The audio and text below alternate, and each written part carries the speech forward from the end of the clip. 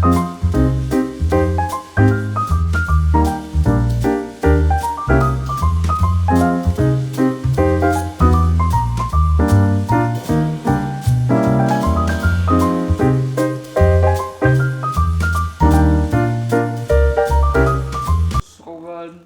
up guys, welcome back to another video. This week's video is going to be so much fun. We're doing 3 different sandwiches.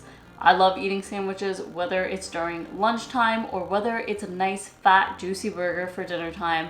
Sandwiches are one of the most versatile meals that you can have. With Ramadan coming up in a few weeks, I want to share 3 different easy sandwich recipes. You can make them and customize them however you like. I'm just going to give you some of the basic recipes for it. For some of them, if you see me frying it, you can of course air fry it. If you see me doing it on the stovetop, you have the option of also putting it in the oven. These sandwich recipes are very versatile. If you're new here, my name is Shampa. I love sharing a variety of different videos when it comes to cooking, whether it's easy weeknight meals, really decadent, indulgent meals that you can eat on a very big fat cheat day, or just really easy cultural recipes. And because I grew up in New York City, I love incorporating other different cuisines and other different cultures' foods as well, from like Middle Eastern, Latin, Caribbean.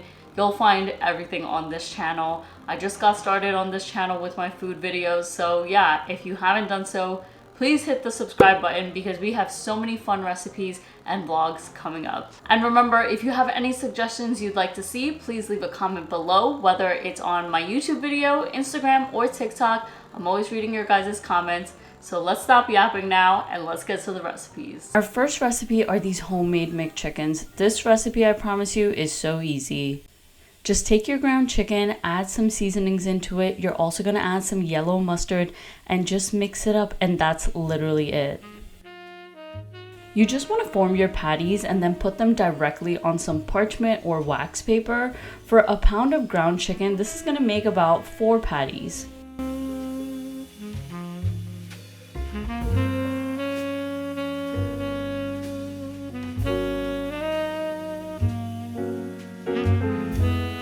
Once your patties are ready, we're gonna freeze them for about 30 minutes.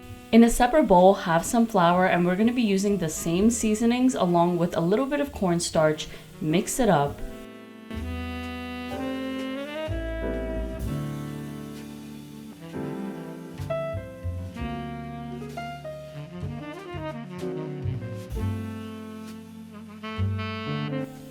Once your patties are nice and frozen, we're gonna quickly work and just dredge them on both sides. We just wanna make sure that they're coated. Remove your patties onto a separate plate. In that same flour base, add a little bit of seltzer and then a little bit of baking powder. This is now going to be our wet batter, which is going to be the final thing that we dunk our patties in.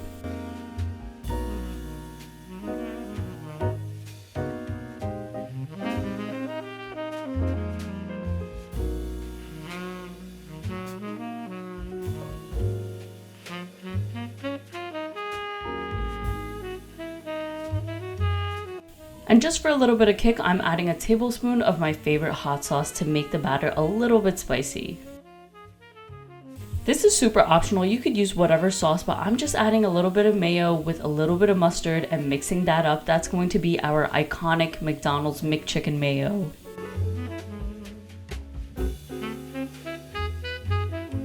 We're gonna take our patty, dunk it in right into the wet batter.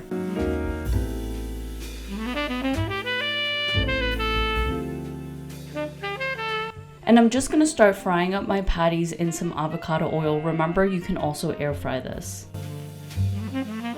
On medium-high heat, this took about 3 minutes for it to become golden brown.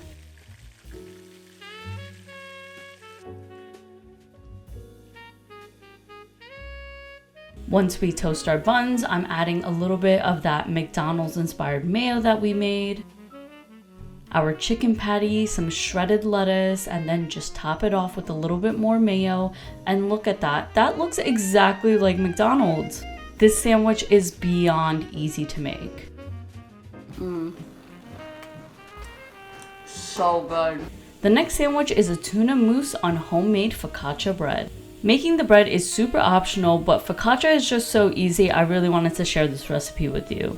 You're just going to take all your ingredients for the bread, mix it up in one bowl. Don't worry, the entire recipe is in the description.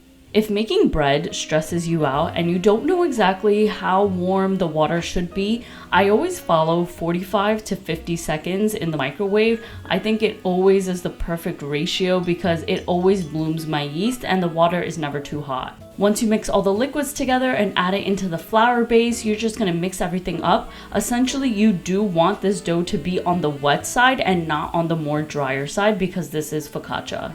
In a separate clean bowl, I'm just adding a little bit of olive oil. I'm spreading it out, and this is where my focaccia is going to proof for the rest of the few hours. Once your dough is in, you're going to cover it for about 15 minutes and then come back to it. We're going to do what we call stretch and pulls, where you're just stretching and pulling. That's literally it. You're going to do this around all sides, and then after you're done with your first stretch and pull, you're going to cover this one more time for about another 30 minutes or 15 minutes and then do it once more.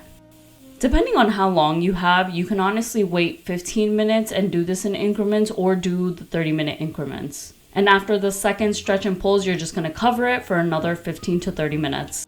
In a baking pan, I'm adding about a tablespoon of some more olive oil, and now the dough is finally going to go onto this. I want to make sure that the dough is evenly going to be baking onto the pan. I'm just going to perform one more bit of stretch and pulls and then flip over my dough just like that and just spread it out on the sides.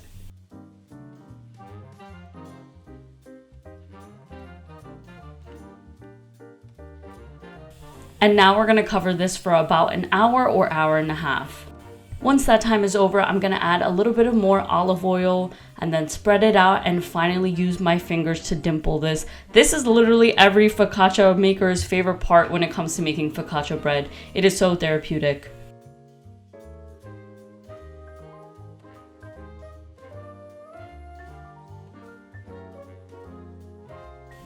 You can of course bake it like that, but if you want to give it a little extra flavor, I have some rosemary and some olive oil that I'm spreading around, and I'm also going to be adding some flaky sea salt right onto the top. I'm going to bake this at 440 degrees for 30 minutes, and look, it's golden brown. Now our tuna mousse is super easy. 1 to 2 cans of tuna, a little bit of mayo, some Dijon mustard, a little bit of dill, some red bell peppers, and a little bit of capers. Use it in a food processor, blend it up. I'm adding a little bit of chili flakes, salt, black pepper. You can even also add some vinegar. And that's it. You know, you don't have to use focaccia. There are other breads like sourdough, ciabatta, whole wheat. I just really wanted to be a little extra and make some focaccia. This bread is nice, fluffy, and crispy, and now it's time to assemble our sandwich. This is gonna be a thick sandwich. I'm adding my homemade chipotle mayo that I made. We're adding in our tuna mousse, which is so smooth. You can even add some carrots, other veggies in here that makes it look like a New York City bagel shop. I'm adding a little bit of avocado, some jalapenos, and even a little bit of spinach. You can literally add whatever you want, and then I'm topping it off with another piece of the focaccia bread. It's a thick sandwich, but listen, it'll keep you full. If you're literally not making the bread, the tuna mousse will take you 5 minutes of your time. Next, we have juicy kebab burgers. In a food processor, add your onions, green chili, ginger. I also added a little bit of green onions, garlic, and some cilantro, and then I just pulsed it right up. I squeezed out all the liquid, and this is going to go right into our ground beef along with some masalas. This burger is initially inspired by a burger spot in Brooklyn called BK Johnny that does like the thick juicy burgers. I'm also adding in and dropping in a little bit of chickpea flour, or also known as besan. The flour is just going to give the kebabs a little bit of stability and some shape. You can marinate this overnight or just wait 10 minutes. A good burger always needs a good sauce, so we're going to be making a raita mayo. It's just some cilantro, mint, green chili. You're essentially just making a raita. And then we're just going to infuse this with our mayo. You can use light mayo like I do. And then you just mix to combine. I think the mayo adds a nice thickness to it, and I even add a little bit of lime juice and a little bit of cumin. And it's just not too wet. It's like the perfect topping for a burger. I always say customize your food, so I'm just going to be sauteing some onions with a little bit of salt and black pepper in some butter till they're nice and golden brown. It'll probably take about 10 to 15 minutes on low heat. Remove them.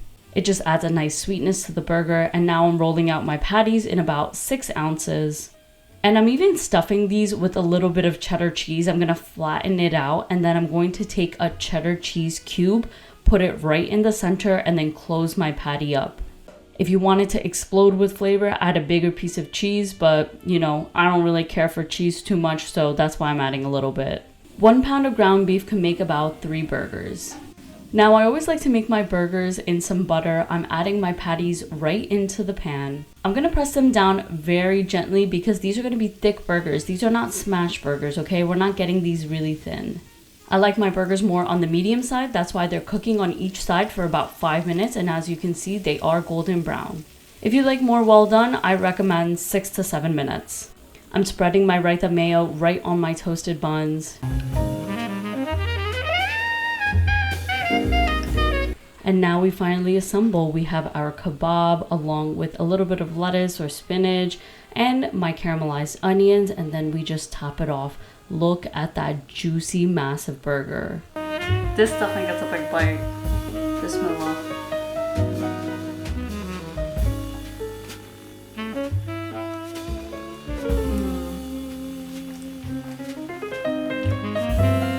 Now that's flavor. So juicy. A bit of that extra raita mayo.